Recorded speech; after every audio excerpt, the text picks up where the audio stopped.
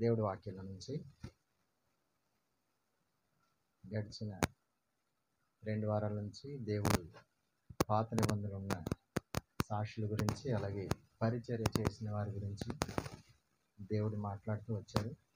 కొత్త నిబంధనలు కూడా మనం గడిచిన వారం గాయు గురించి, దేమేత్రి గురించి, దేత్రిఫే గురించి మాట్లాడుతూ వచ్చారు.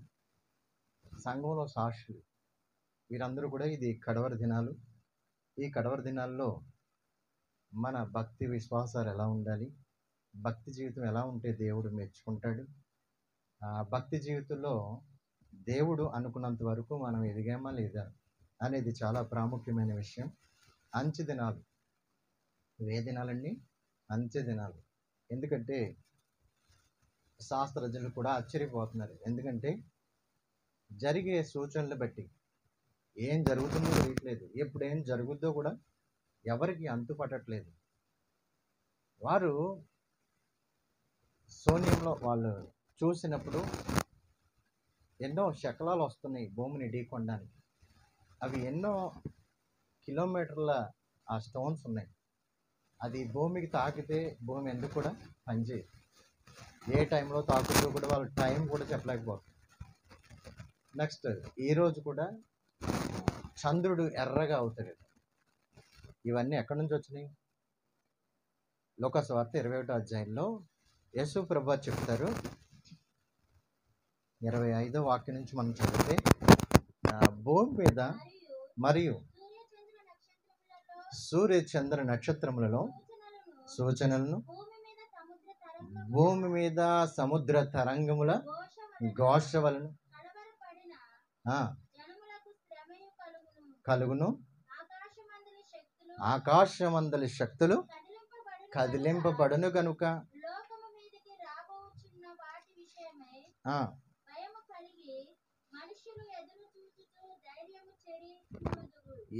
ఏ రోజులంటే ఇవి ధైర్యము చెడిపోయే రోజులు. ఏమవుద్దో, ఏ సమయానికి ఏం జరుగుద్దో అని నువ్వు ప్రశాంతంగా ఉన్నావు అనుకోవచ్చు. నేను భోజనం చేశాను కదా అనుకోవచ్చు. నోవహు దినాల్లో కూడా సేమ్ అంతే జరిగింది. ఇల్లు కట్టుకుంటున్నాం, మేము పెళ్లి చేసుకున్నాం, అలాగే మంచిగా పంట వేసుకున్నాం అనుకునే టైంలో ఏమొచ్చిందట? జలప్రలయం వచ్చింది. కానీ రక్షణ పొందిన వాళ్ళు ఏమయ్యారు? రక్షింపబడ్డారు, దేవుడు రక్షించాడు. కానీ నమ్మని వారి గురించి ఇదంతా భయంకరమైన రోజులు. వాళ్ళ గుండె బాధలు కొనే సమయం ఇది. అందుకే సంఘాన్ని హెచ్చరిస్తూ ఉన్నారు, మీరు సిద్ధపడ్డారా లేదా? ఈ బలారధుల పాలు పొందే మనము ఏ విధంగా ఉన్నాం? ఈరోజు మనం సువార్త ప్రకటిస్తున్నామా లేదా? ఏదో రక్షణ పొందేసుకున్నాం, ఏదో నేను మంచిగానే ఉన్నాను, నా ప్లేస్ బాగానే ఉందనుకుంటున్నామేమో. కానీ దేవుడు ఒక రోజు లెక్కడిగితే మనం ఏం చెప్పాలి? చంద్రుడు ఎరుపైపోయాడు, సూర్యుడు నలిపోయే రోజు దగ్గరలోనే ఉంది, పగల కూడా చీకట్లాగే ఉంటుంది. ఇవన్నీ కూడా యోవేలు గ్రంథంలో దేవుడు చెప్పాడు. చంద్రుడు ఎరుపయ్యే రోజు, సూర్యుడు నలిపోయే రోజులు, అంచె దినముల్లో నా ఆత్మను ప్రతి ఒక్కరి మీద నేను కుమ్మరిస్తానని వాగ్దానం ఇచ్చాడు. ఇవి అంచె దినాలు. అంచె దినాలు కాబట్టి మనం ఎంత జాగ్రత్తగా ఉంటే అంత జాగ్రత్తగా, బీ కేర్ఫుల్ అంటారు కదా, అంత జాగ్రత్తగా మనం ఉండాలి. భక్తి విశ్వాసాల్లో మనం దేవుడైతే ఏది చెప్పాడో విశ్వాసాలు ఎదగమని ఆ విధంగా మనం ఎదుగుతూ ముందుకు సాగాలి. ఎందుకంటే సముద్రం అన్న ఆకాశంలో, భూమిలో మార్పులు జరుగుతున్నాయి. గలిలయ సముద్రం ఎర్రగా అయిపోయింది, రక్తంలాగా అయిపోయింది. ఇవన్నీ ఎందుకు జరుగుతున్నాయి? రాకడ సూచనలు. అవి మనం గమనించినప్పుడు ఏమనుకోవాలంటే యేసయ్య త్వరగా మధ్యాకాశానికి రాబోతున్నాడనే సిద్ధపాటు కలిగి ఉండాలి. ఈరోజు మన అంశం ప్రకటన గ్రంథం 11వ అధ్యాయం 3-4 వాక్యాలు చదువుకుందాం. నేను ఆల్రెడీ మీకు గ్రూప్లో పెట్టాను, చదివే ఉంటారు. ఓకే. ఆ అధ్యాయం నేను నా 2 సాక్షులకు అధికారం ఇచ్చేదను, వారు గోనె పట్ట ధరించుకొని 1260 దినములు ప్రవచించుదురు.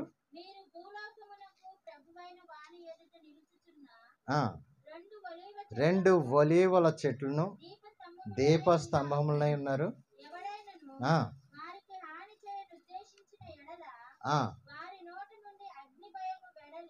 అగ్ని బయలు వెడలి వారి శత్రువులను దహించి వేయును గనుక ఎవడైనను వారికి హాని చేయాలని ఉద్దేశించిన ఎడల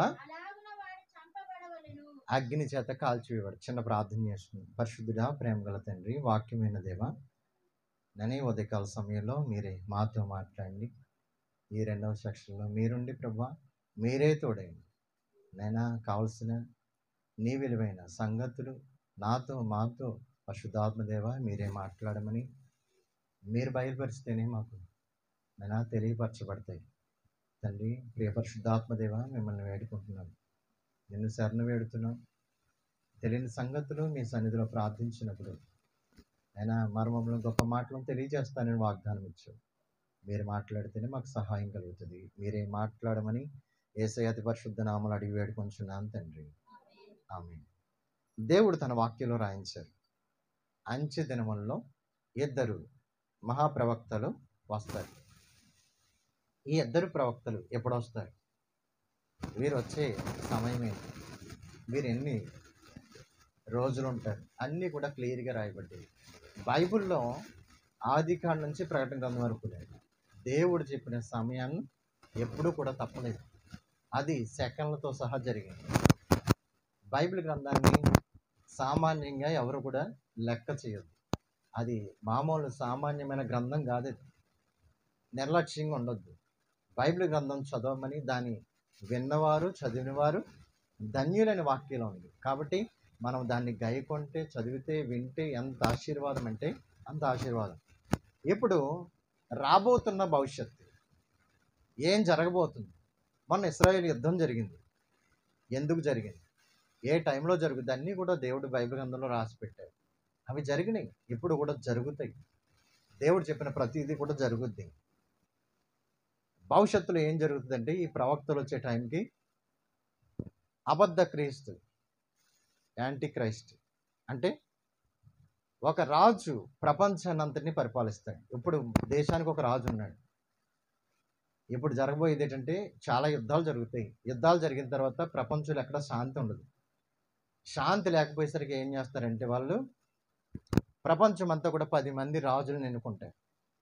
ఒక 10 మంది యూనిటీ అయి ఆ 10 దేశాలు కూడా అగ్రరాజ్యాలు ఒక రాజుని ఎన్నుకుంటారు. అందరికంటే ఒక వ్యక్తిని, ప్రపంచాన్నంతా పరిపాలించే వ్యక్తిగా. ఇది ప్రకటన గ్రంథంలోనే 13వ అధ్యాయం ఉంటుంది. మొదటి నుంచి చదివితే మనకు అర్థమైపోద్ది. మీరు తర్వాత చదువుకోండి. అది అంత చెప్పాలంటే ఇప్పుడు టైం సరిపోదు. మీకు క్లుప్తంగా మీకు అర్థమయ్యే రీతిలో పరిశుద్ధాత్మ దేవుడు వివరించడానికి, ఎప్పుడైతే ఆ వ్యక్తిని ఎన్నుకుంటారో అప్పుడు ప్రపంచం అంతా ఒకటే రాజ్యం. మొత్తం ప్రపంచం అంతా కూడా ఒకటే రాజు కింద ఉంటారు. పరిపాలించే వ్యక్తి కూడా ఒకటే, అలాగే కరెన్సీ కూడా ఒకటే, పోలీసులు కూడా ఒకటే. మన యొక్క రూపాయి ప్రపంచం అంతా కూడా ఒకటే ఉంటుంది. వేరే వేరే డాలర్స్ అయ్యి ఏముండవు, ఇంకా ఒకటే కరెన్సీ. ఏ దేశంలో అయినా ఎక్కడైనా ఒకటే, ఒక వ్యక్తి పరిపాలన చేస్తారు. ఇలా జరుగుతున్న టైంలో ఈ యొక్క నియంత అబద్ధ క్రీస్తు, అసలు జనం అంతా ఏమనుకుంటారంటే, ఈయన పరిపాలన 3.5 సంవత్సరాలు బాగానే చేస్తాడు. ఎలా అద్భుతాలు, ఆశ్చర్యకార్యాలు, సూచక్రియలు కూడా చేస్తాడు. అందరూ అనుకుంటారు రావాల్సిన మెస్సియా ఇతనే అని ఇశ్రాయేలు అనుకుంటారు. ఆ సింహాసనం మీద కూర్చుంటాడు. రావాల్సిన మెస్సియా ఇతనే కదా అని వాళ్ళు ఆశ్చర్యపోయే రీతిలో నేనే అని చెప్తాడు అబద్ధ ప్రవక్త. 2 మృగాలు మనకు కనపడతాయి. ఒకటి అబద్ధ ప్రవక్త, రెండోది అబద్ధపు క్రీస్తు. అబద్ధ ప్రవక్త వచ్చి చెప్తాడు, ప్రతి దేశం అతన్ని ఎలా నమ్ముతారు, ప్రతి దేశం కూడా అతనికి ఎలా లోబడతారు అని చూస్తే కనుక ఇశ్రాయేల్ ప్రజలు ఎవరి కోసం ఎదురు చూస్తున్నారు? మెస్సియా కోసం ఎదురు చూస్తున్నారు. మీకు రావాల్సిన మెస్సియా ఇతనే అని చెప్తారు. మనం ఎవరి కోసం ఎదురు చూస్తున్నాం? క్రీస్తు ప్రభు కోసం, రెండవ రాకడ కోసం ఎదురు చూస్తున్నాం. ఆయనే రెండవ రాకడ, ఆయనే క్రీస్తు అని మనకి బోధిస్తారు. అసలు మనం ఆశ్చర్యం అన్నమాట. మనం నమ్మాలో నిజమా కాదా అనే సంశయంలో పెద్ద పెద్ద దైవజనులైతే ఎవరినైనా ఏర్పరచబడిన వారు సైతం మోసపోతారు. ఇంకా హిందువులు ఎవరి కోసం ఎదురు చూస్తారు? కల్కి. ఆ కల్కి అవతారం ఇతనే. మహందీయులు కూడా ఎదురు చూస్తారు ఎవరి కోసం? ఇమామ మహదీ అని, ఆయన గురించి ఎదురు చూస్తారు. ఆయనే ఈయన మొత్తం ప్రపంచమంతా ఏకతాటిలోకి తీసుకొచ్చి పరిపాలన చేస్తున్న టైంలో ఆ 3.5 సంవత్సరాలు నాకే బలివడిన నేనే అని సింహాసనం ఎక్కి కూర్చున్నప్పుడు శాంతి సమాధానాలు ఇశ్రాయేల్ ప్రజలకు వ్యతిరేకం అవుతారు.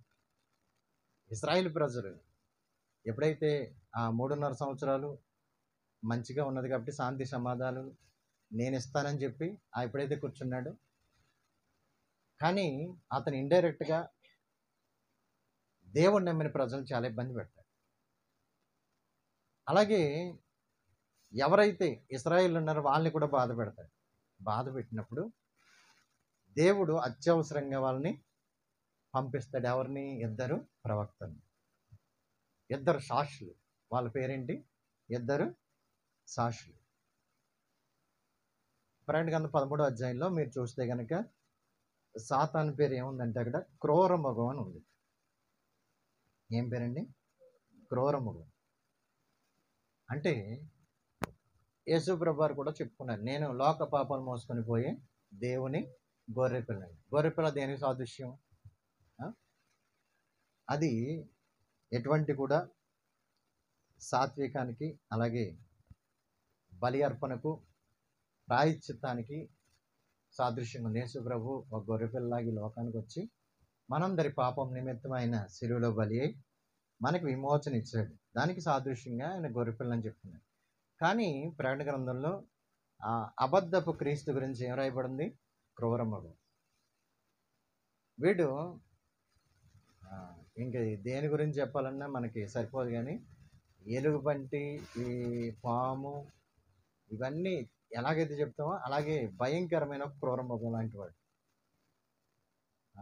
ఈ వ్యక్తి ప్రజలందరినీ కూడా బాధించినప్పుడు, వేధించినప్పుడు దేవుడు 2 సాక్షుల్ని పంపుతాడు. ఎందుకంటే యేసయ్యనందు రక్షణ పొంది, యేసయ్యనందు విడుదల పొంది, యేసయ్యనందు రక్షింపబడిన జనాంగం కోసం యేసయ్య తన 2 సాక్షుల్ని పంపుతాడు. చూడండి, 2 సాక్షులు. కానీ అప్పటికే ఈ అబద్ధ ప్రవక్త చూడండి, దెస్సలోనికి రాసిన 2వ పత్రిక 2వ అధ్యాయం 9వ వాక్యం చూస్తే కనుక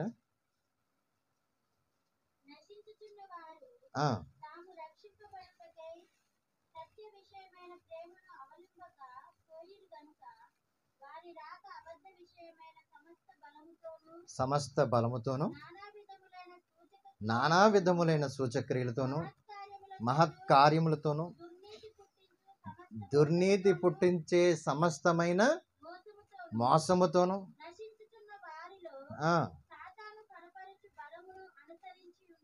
చూడండి, వాడట అంత్య దినాల్లో అద్భుత క్రియలు, ఆశ్చర్యకార్యాలు, అద్భుతాలు, మహత్కార్యాలు చేస్తాడు. చనిపోయిన వాడు సైతము తిరిగి లేపుతాడు. వాడు చేసే కార్యాలు చూసి నిజమైన క్రీస్తు అనుకుంటారు అందరూ కూడా. వామో 1000 ఏళ్ల పరిపాలన వచ్చేసిందేమో, యేసు ప్రభువారు వచ్చేసారేమో అని నిజమైన క్రైస్తవులు కూడా చూసి మోసపోయే రీతిలో వాడు అద్భుతాలు చేస్తాడు. శక్యమైతే ఏర్పరచబడిన వాడిని సైతము మోసం చేస్తాడు, మోసపోయేలాగా చేస్తాడు. కాబట్టి మనము యేసయ్య నామములో రక్షణ పొందిన మనమే అర్థం కాకుండా ఉంటే ఇంక అన్యులు ఏమి అర్థం చేసుకుంటారు? వాళ్ళకి ఏం అర్థం అవుతుంది? అందుకే దేవుడు ముందే రాయించాడు, నా నామం పేరట చాలామంది వస్తారని చెప్పారు. ఎవరిని మీరు నమ్మవద్దన్నాడు. ఆశ్చర్యకార్యాలు చేసినా, మహత్కార్యాలు చేసినా. మోషే కర్ర కింద పాడేస్తే ఏమైంది? పామైంది. అలాగే ఫరో యొక్క అక్కడ ఉన్న మంత్రగాలు కూడా పాడేస్తే ఏమైంది? కర్ర పామైంది. కానీ ఆ కర్రని మొత్తం కర్రలన్నీ కూడా మోషే కర్ర మింగేసింది. అర్థమైందా? దేవుడు ఎవరు? సర్వశక్తిమంతుడు. అందుకే అద్భుతాల గురించి అంత ప్రాముఖ్యత ఇవ్వకూడదు. అబద్ధ క్రీస్తు అంత్య దినాల్లో ఈ యొక్క చాలామంది స్వస్థతల పేరిట మోసాలు జరుగుతాయి. కాబట్టి మీరు ఆరోగ్యం దేవుడిచ్చేది. దేవుడికి ప్రార్థన చేసుకుంటే తప్పకుండా ఇస్తాడు. అంతేగాని మనము మోసంలో పడకూడదు. అక్కడికి వెళ్తే అద్భుతం జరుగుతుందనో, ఇక్కడికి వెళ్తే అద్భుతం జరుగుతుందనో మనం చూడకూడదు. ఎందుకంటే దేవుడే ఇచ్చేది మనకు ఆరోగ్యం. కాబట్టి వాడు మనల్ని మోసపరచకుండా జాగ్రత్తగా మనం చూసుకోవాలండి. అయితే ఇప్పుడు ఇద్దరు ప్రవక్తలు వచ్చారు, ఇద్దరు సాక్షులు. ఆ ఇద్దరు సాక్షులు ఈ నమ్మి బాప్తిసం పొందిన వాడిని కూడా మోసం చేసే అంత దేవుడు చూస్తూ ఊరుకుంటాడు. అందుకే ఇద్దరు సాక్షుల్ని దేవుడు పంపాడు, అత్యవసరంగా పంపాడు. వారు ఎన్ని రోజులు ఉంటారట, ఎన్ని దినాలు ఉంటారో కూడా దేవుడి వాక్యంలో రాయబడి ఉంది. వాళ్ళు చేసే పని ఏంటంటే, ఎవరైతే యేసయ్య రక్తం చేత కడగబడ్డారో వాళ్ళని సిద్ధపరుస్తారు, వాళ్ళని ఇంకా విశ్వాసంలో స్థిరపరుస్తారు. ఆ స్థిరపరిచిన వారు వీరిని కూడా నమ్మశక్యం కాకుండా ఉంటారన్నమాట. అటువంటి మోసంలో అబద్ధ క్రీస్తు పాడేస్తారు. కాబట్టి దేవుడు అత్యవసరంగా పంపించిన ఇద్దరు సాక్షులు కూడా వారిని దేవుడు పంపాడు. ఎవరంట వాళ్ళు? అక్కడ కింద రాయబడింది 6వ వాక్యం 7వ వాక్యంలో, ఆకాశం నుంచి అగ్ని కురిపిస్తారు, వారి నోట్లోంచి అగ్ని వస్తుంది, వారు ఆకాశాన్ని వర్షం రాకుండా ఆపగలరు, ఇంకా నీళ్లను రక్తంగా మార్చగలరు. చదువుతారా?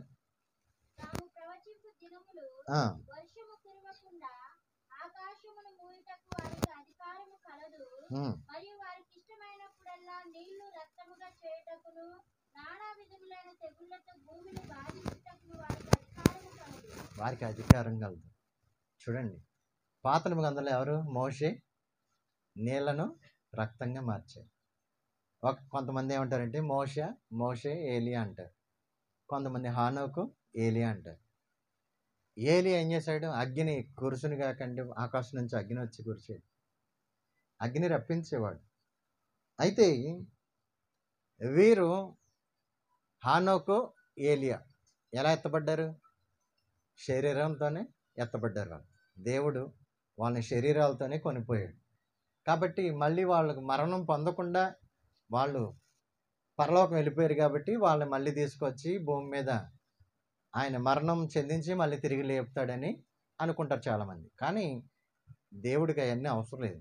దేవుడు ఏదైనా చేయాలనుకుంటే ఎలాగైనా చేయగలడు. కాబట్టి ఒక రోజు రాబోతుంది, యేసయ్య మధ్యాకాశానికి రాబోతున్నాడు. 1 కొరింథీ 15వ అధ్యాయం 52వ వాక్యంలో చూస్తే కనుక, మనము మార్పు పొంది మనందరము నిద్రించము కానీ, చదవండి, ఒక మర్మం తెలుపుచున్నాను,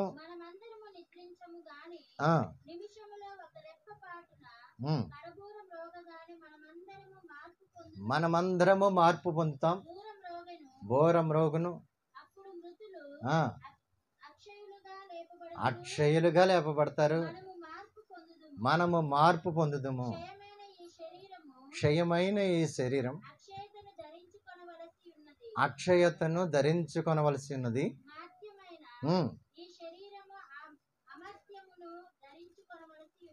చూడండి, మనము నిద్రించము కానీ, అంటే చనిపోం కానీ, ఈరోజే లేకపోతే ఈ మన రోజుల్లోనే యేసుప్రభు వారు మనం బ్రతికుండగానే వస్తే, ఆయన మధ్యాకాశాన్ని రాగానే మనకి మార్పు వస్తుంది. శరీరంలో ఏమొచ్చేస్తుంది? ఆయన శరీరంలో మార్పు తీసుకొస్తుంది. మనం మార్పు పొందుతాం. మార్పు పొంది మహిమ శరీరంతో ఆయన దగ్గరికి వెళ్తాం. మనం నిద్రించాం, డైరెక్ట్గానే ఆయన దగ్గరికి వెళ్తాం. ఇలా వెళ్ళే క్రమంలోనే దేవుడు ముందు మోషేను, ఏలియాని, హానోకును మనకి ముంగుర్తిగా పెట్టాడు. ఒకరోజు సంఘం ఇలాగ ఎత్తబడుతుందని. కాబట్టి మనకి ముంగుర్తి ఎవరు? ఏలియా, హానోకు. కాబట్టి వాళ్ళలాగే మనము కూడా మరి మరణించరు కదండి. మళ్ళీ మరణం పొందడానికి భూమి మీద రావడం ఎందుకు? చాలామంది ఇలా వాదిస్తూ ఉంటారు. కానీ ఆ ఇద్దరు సాక్షులు కూడా ఒకానొక రోజు వస్తారు. వచ్చిన తర్వాత ఈ యొక్క భూమి మీద 3.5 సంవత్సరాలు, 1000 ఎన్ని అక్కడ రాశారు, 1260 రోజులు. ఈ రోజులు 3.5 సంవత్సరాలు ఈ భూమి మీదే ఉంటారు. ఈ భూమి మీద ఆశ్చర్యకార్యాలు చేస్తారు. మహత్కార్యాలు చేస్తారు. వాళ్ళు దేవుణ్ణి చూపిస్తారు, దేవునికి సాక్షులుగా ఉంటారు. అంటే వాళ్ళు ఏలియా అభిషేకం కలిగిన వాళ్ళు, మోషే అభిషేకం కలిగిన వాళ్ళు, హనోకు అభిషేకం కలిగిన వాళ్ళు. వీళ్ళందరూ కూడా వీరిద్దరూ కూడా ఆ అభిషేకంతోనే నడిపించబడతారు. లోకాసువార్తలో 13వ అధ్యాయంలో జకర్యాకి దేవదూత మాట్లాడుతూ జకర్యాతో, ఏలియా ఆత్మ కలిగిన వాడు నీకు పుట్టేవాడు అంటారు. అలాగే మత్తయి సువార్త 17వ అధ్యాయంలో రాబో ఏలియా ఇతడే అంటారు యోహాను గురించి. యేసుప్రభు వారు చెప్తారు. ఇవన్నీ కూడా ఏలియా వచ్చాడని కాదు, ఏలియా ఆత్మ గలవాడు. చూసారా? అంటే వాళ్ళ తల మీద ఉన్న అభిషేకం, మోషే తల మీద ఉన్న అభిషేకం, ఏలియా తల మీద ఉన్న అభిషేకంతో ఎవరైతే దేవునికి అనుకూలంగా ఉంటారో వారి మీదకి దేవుడు ఆత్మ వచ్చి పనిచేస్తాడు. దావీదు మీద ఉన్న అభిషేకం. ఈ కడవర దినాల్లో, అంచె దినములలో నేను మనుషులందరి మీద నా ఆత్మను కుమ్మరిస్తాను. ఒక ఏలియా వలె, ఒక మోషే వలె, మీరు ఒక దావీదు వలె అభిషేకం కలిగిన వారిగా మీరు ఉండాలని దేవుడు కోరుకుంటున్నాడు.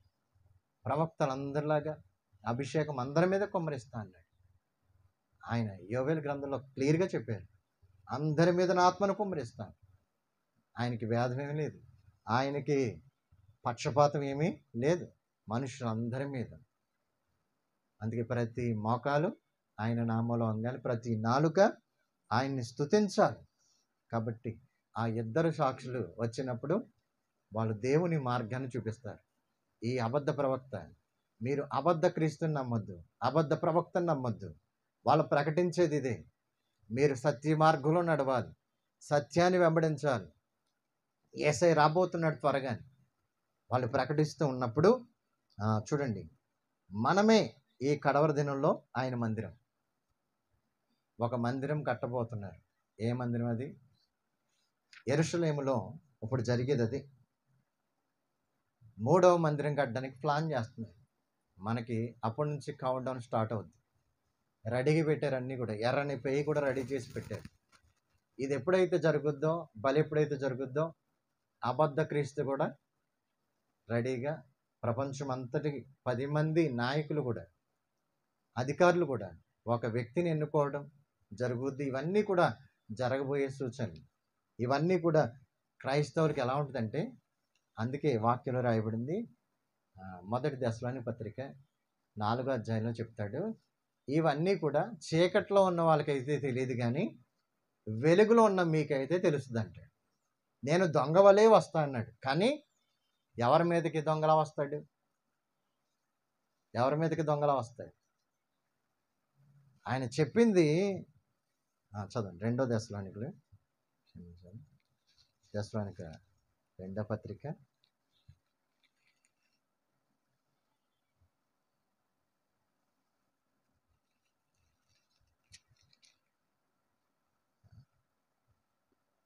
5వ అధ్యాయం, మొదటి పత్రిక 5వ అధ్యాయం. సహోదరులరా, కాలం గూర్చి ఆ సమయం గూర్చి మీకు వ్రాయబడనక్కర్లేదు. అలాగే ప్రభు దినం వచ్చునని మీకు బాగుగా తెలియను. లోకులు నెమ్మదిగా ఉంది, భయమేమీ లేదని చెప్పుకొనుచుండగా వచ్చినట్లుగా వారికి ఆకస్మికముగా నాశనము తటస్థించును గనుక వారెంత మాత్రము తప్పించుకొనలేరు. ఆ దినము దొంగ వలె మీ మీదకి వచ్చుటకు. ఎవరంటండి? మీరు అంటే మీరు వెలుగు సంబంధులు, రక్షణ పొందిన వారి గురించి. రక్షణ పొందిన వారి మీదకి, పరిశుద్ధాత్మతో నింపబడిన వారికి, అభిషేకంతో నింపబడిన వారికి ఆ రోజు కంపల్సరీ తెలిసిపోద్ది. ఆ శబ్దం వినబడుతుంది, ఆ రాకడ సూచనలు తెలిసిపోతాయి. మీరు చీకట్లో ఉన్నవారు కాదు, మీరు ఎవరంట? వెలుగు సంబంధులు. దొంగ వలె మన మీదకి రాడు. ఎవరి మీదకి వస్తాడు? అన్య జనాంగం మీదకి వస్తాడు. హల్లెలూయా.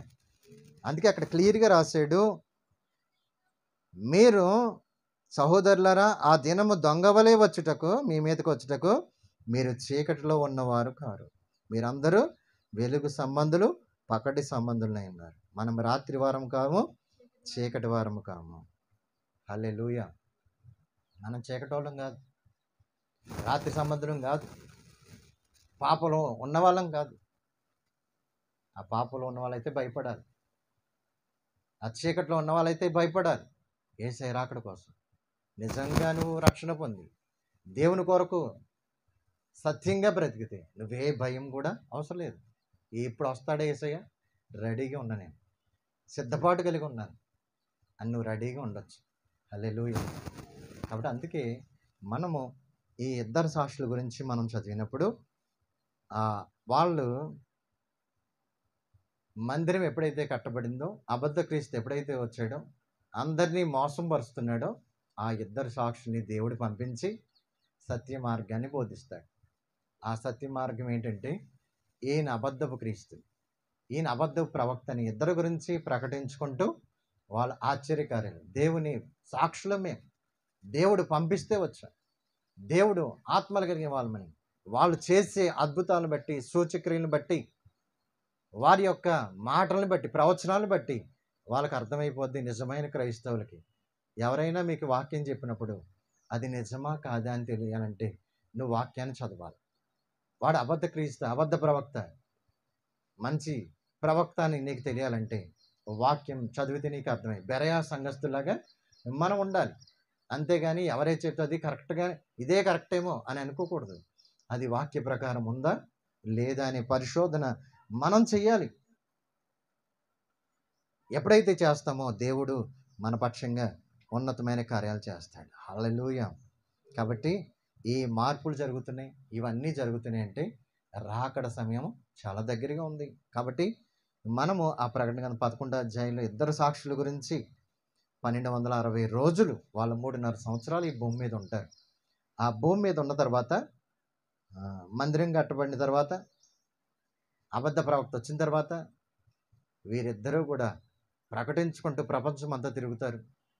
ఆ యెరూషలేంలోనే వీళ్ళు చేసిన అద్భుత కార్యాలు, సూచక్రియలు సాతానికి ఎలా ఉంటుంది, అబద్ధ ప్రవక్తకి ఎట్లా ఉంటుంది, వీళ్ళని చంపాలని చాలా ప్రయత్నాలు చేశాడు, పంపించాడు. కానీ వాళ్ళని నోటంటే అగ్ని వస్తే వాళ్ళని కాల్చి వేస్తుంది. కాబట్టి ఎవ్వరు వెళ్ళడానికి భయపడ్డారు. కానీ ఒకరోజు 6వ వచనంలో చూడండి, వాళ్ళు నీళ్లను రక్తంగా మారుస్తున్నారు. వారు ఎవరంట? 2 ఒలీవ చెట్లు. ఒలీవ చెట్టు దేనికి సాదృశ్యం? ఆరోగ్యానికి సాదృశ్యం, పచ్చదనానికి సాదృశ్యం, దీర్ఘాయుష్కి సాదృశ్యం. దేవుడి సన్నిధిలో ఉండే ఒలీవ చెట్లు. ఒలీవ చెట్టుకి చాలా ప్రాధాన్యత ఉంది బైబిల్ గ్రంథంలో. ఒలీవ నూనెతోనే దీపం వెలిగించేవారు.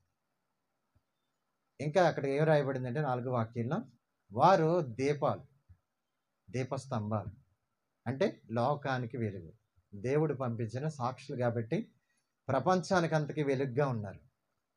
వారు పచ్చగా ఉన్నారు, లోకానికి అంతటికి వెలుగుగా ఉన్నారు. వీరిద్దరిని కూడా ఎటువంటి కార్యాలు చేశారో అక్కడ రాయబడింది 6వ వాక్యంలో. 5వ వాక్యంలో కూడా వారు ఎంత దేవుని ఆత్మ కలిగిన వారో, దేవుని అభిషేకం కలిగిన వారో అక్కడ రాయబడి ఉంది. ఆ 3.5 సంవత్సరాలు అయిపోగానే వారిని అబద్ధ క్రీస్తు ఏం చేస్తాడట? చంపేస్తాడు వాళ్ళిద్దరిని కూడా. వాళ్ళ టైం అయిపోయిందంటే అక్కడితో చంపిన తర్వాత 3 రోజులు పండగ చేసుకున్నారండి. ఆ దేశంలో ఏం చేశారట? 3 రోజులు పండగ. 11, 12 చూడండి.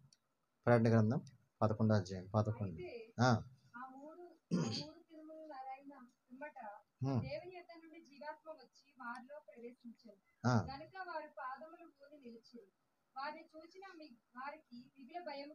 చూడండి 10 నుంచి చదివితే,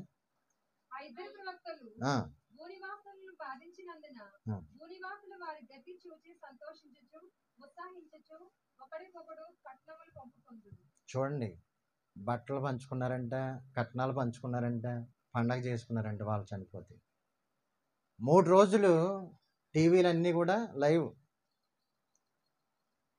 ఇప్పుడు మనం చూస్తున్నాం, ఏదైనా జరిగితే మొత్తం లైవ్. ఆ 3 రోజులు కూడా లైవ్. ఏం జరుగుద్దో చూద్దాం, ఏం జరుగుద్దా. ఆ 3 రోజుల తర్వాత ఏమైందట? ఒక శబ్దం ఆకాశం నుంచి వచ్చింది. ఆ శబ్దం ఎప్పుడైతే దేవుడి దగ్గర నుంచి వచ్చిందో వీళ్ళిద్దరూ లేచి నిలబడ్డారు. హల్లెలూయా. ఈ ఇద్దరు సాక్షులు కూడా నిలబడి పరలోకానికి ఆరోహణమైనట్టుగా మనం చూస్తాం. ఇప్పుడు చెమటలు పట్టుకునే అందరికీ వీళ్ళు సామాన్యులు కాదు, దేవుడి దగ్గర నుంచి వచ్చిన ప్రవక్తలని. అన్ని జనులందరూ కూడా ఎవరైతే దేవునికి వ్యతిరేకంగా ఉన్నారో, అబద్ధ క్రీస్తుని అనుసరిస్తూ ఉన్నారు, వాళ్ళందరికీ ఏం పట్టుకుందట? భయం పట్టుకుంది. ఇవన్నీ కూడా జరగబోతున్నాయి. సంగమా, నువ్వెలా ఉన్నావు? ఈ జరగబోయే కార్యాల్లో మనము ఉండకూడదంటే మనం సిద్ధపడాలని దేవుడి వాక్యం సెలవిస్తుంది. 21వ అధ్యాయంలో ఒక సువార్త, ఎప్పుడైతే ఇద్దరు సాక్షుల తర్వాత హెర్మెగెద్దోను యుద్ధం జరుగుద్ది, ఆ యుద్ధంలో డైరెక్ట్ దేవుడే వచ్చి యుద్ధంలో పాల్గొంటాడు. సాతానికి దేవునికి యుద్ధం జరుగుద్ది. సాతాను ఓడిపోతాడు. వాడిని బంధించి పాతాల్లో బంధిస్తాడు 1000 సంవత్సరాలు. 1000 సంవత్సరాలు యేసయ్య ఈ లోకంలో పరిపాలన చేస్తాడు. హల్లెలూయా. సంగమ, ఇవన్నీ జరగబోతున్న కార్యాలు. నువ్వు దేవుడికి సాక్షిగా ఉన్నావా? నువ్వు వెలుగుగా ఉన్నావా? నిన్ను దీపంలాగా దేవుడి లోకానికి పెట్టాడు. ఆ ఇద్దరు సాక్షులు లోకానికి వెలుగుగా ఉన్నారట. నువ్వు ఎలా ఉన్నావు? సంఘంలో ఎలా ఉన్నావు? బయట ఎలా ఉన్నావు? నువ్వు సిద్ధపడ్డావా? అందుకే యేసయ్య రాకడికి కొన్ని సూచనలు చెప్పినప్పుడు 21వ అధ్యాయం 36వ వాక్యంలో చూస్తే,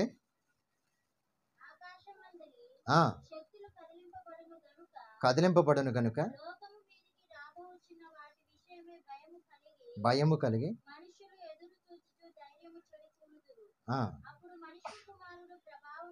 ప్రభావముతోనూ మహామహిమతోనూ మేఘారుడై వచ్చుట చూతురు.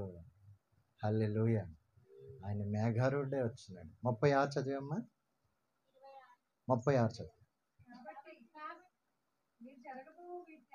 కాబట్టి మీరు జరగబో వీటిలన్నిటిను తప్పించుకొని మనుష్య కుమారుని ఎదుట నిలవబెట్టకు శక్తి గలవారు ఒకటి ఎల్లప్పుడూ ప్రార్థన చేయొచ్చు, మెలకువగా ఉండండి అని చెప్పాడు. హల్లెలూయా.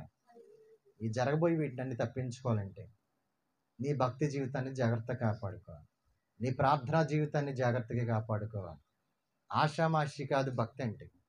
భక్తి జీవితంలో నీ మాట లెక్కించబడుద్ది, నీ ప్రవర్తన, నీ అడుగుజాడలు లెక్కించబడతాయి. నీ యొక్క సమస్తము కూడా, నీ తల వెంట్రుక కూడా లెక్కించాడంటే దేవుడు. ఆయన సమస్తము చూసేవాడు.